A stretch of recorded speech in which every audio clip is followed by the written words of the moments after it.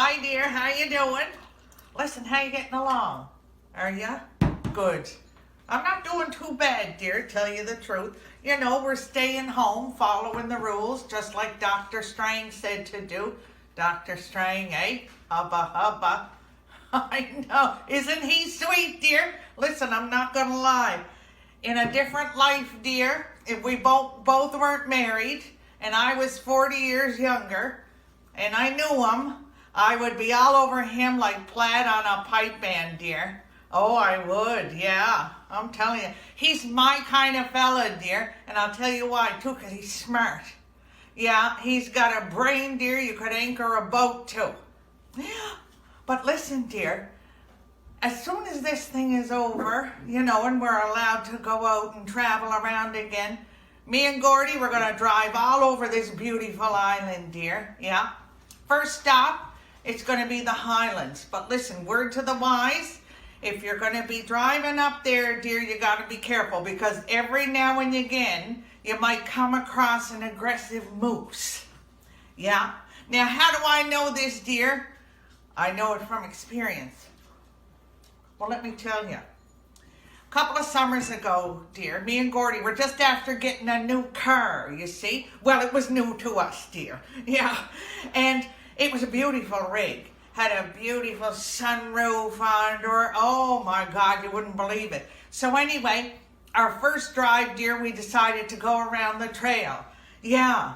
So it was going just great, dear, until from out of the woods comes this giant moose, dear.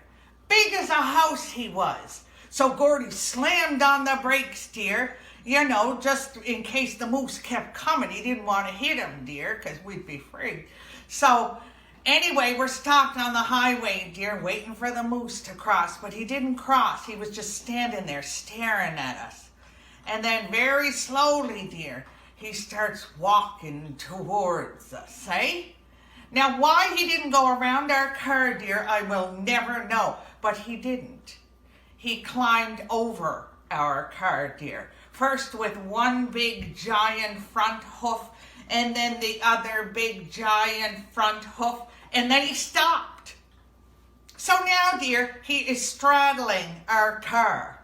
Now, I don't know if you've noticed, dear, but I have been referring to this moose as a he, which he was. How do I know this? Because of his massive moose testicles, which were now dangling down through our new sunroof, which up to this point we were very happy to have. I'm telling you, dear, I've never seen anything like it in my life. I don't even know how to describe it to you, dear, except to say that it was like, you know, those boxers, dear, who hit those punching bags like this. Wuggada, wuggada, you know, that one. It looked like a pair of those. Yeah. I'll tell you something, dear. It was off-putting. So we didn't know what we were going to do, dear. We were going to wait until, you know, he climbed over the car and kept going, but he wasn't moving. I mean, he's a moose. It's not like he has to be somewhere. You know what I mean, dear? And then I was thinking, you know, if only he could just pull his balls up out of our car, we could drive out from under him, dear. But as it was, there was nothing we could do, see? And then, dear, I remembered something that I saw on the TV. I think it was on the Gary Seinfeld show. Anyway, they told us what happens to a fella's machinery when it hits the cold water, you see? And then I had an idea.